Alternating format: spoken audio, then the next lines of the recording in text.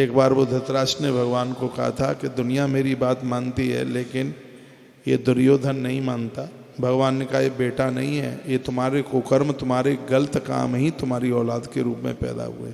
भगवान ने कई एग्जाम्पल दिए थे उसमें, और आखिर में धृतराष्ट्र को शर्मिंदित होना पड़ा। तो ईश्वर ने कितनी कृपा करी है कि हम और आप मनुष्य बन करके आ गए हैं, और इस जीवन को ऐसे ही खो दें ये तो बिल्कुल ठीक नहीं है। ये मेरे ही व्यासपीठ का शब्द है, जो जीवन मिल गया है तरसते रहेंगे इसके लिए, करोड़ों साल तक मिलेगा नहीं है। और यदि इससे अच्छा हो गया तो बार बार इंसान बन के आएंगे धरती पर। अच्छे लोगों की तो ज़रूरत उसको भी होती है, पूरी प्रकृति को अच्छे लोगों की ज़रूरत होती है। आज मैंने कुछ चिंतन किया, मुझे ऐसा लगा, पता नहीं क्यों, ये मैं पहली बार बोल रहा हूँ कि राम आज भी प्रकट हो रहे हैं, कृष्ण आज भी प्रकट हो रहे हैं।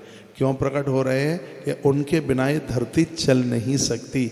वही किसी न किसी रूप में चल करके आ रहे हैं, इंसान के रूप में वो किसी न किसी रूप में वो चल के आ रहे हैं। वो नहीं तो धरती फट जाएगी, आकाश चितर बितर हो जाएगा, सब सिस्टम बिगड़ जाएगा।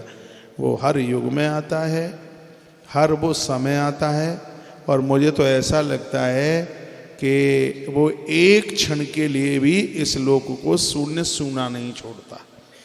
जिसके घर में सर्व प्रकार की संपदा, सर्व प्रकार का सामान भरा रहता है, मालिक इतना होशियार होता है कि वो सूना अपने घर को नहीं छोड़ता।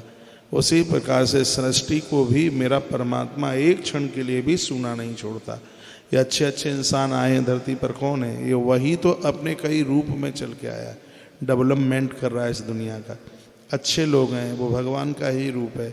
उनका संग कीजिए, उनके पास बैठिए, उनकी बातें सुनिए, यही जिंदगी है। मैंने तो बड़े बड़े धनवान करोड़पतियों को देख लिया है। अभी मैं दिल्ली में था, एक व्यक्ति के पास इतना पैसा और वो इतना दुखित था। मैंने कहा अरे तुम्हारे पास इतनी दौलत है और आप दुखी हैं? तो उसने कहा आप ही तो कहते हैं कि सुख पैसों से नहीं, उसके ही ये शब्द थे। आपने ही तो कहा था कि घर में औलाद बढ़िया है तो सर्व सुख धरती पर है। मेरी तो औलाद ही नालायक निकल गई है, क्या करूँगा उस पैसे का? मुझसे बोलते नहीं हैं, मुझे धक्का दे के बाहर कर देते हैं, और जैसे ही मैं घर में आता हूँ तो वो ऊट पटांग बातें बोलते हैं। इसलिए तो मैं कहता हूँ कि आपने दौलत दे दी, बच्चों को क्या दे दिया आपने? यदि आपने संस्कार अपनी औलाद को दे दिए तो देने के लिए बकाया भी क्या बचा है? आज के समय में ऐसी भी संतान हैं जो अपने माता पिता को अपने हाथों पर रखते हैं, और आज के समय में ऐसे भी घटिया लड़के हैं, औलाद है, जो माता पिता की ठुकाई पिटाई कर रहे हैं। इससे तो ना हो भी तो ज़्यादा ठीक है, तो ज़्यादा बढ़िया है।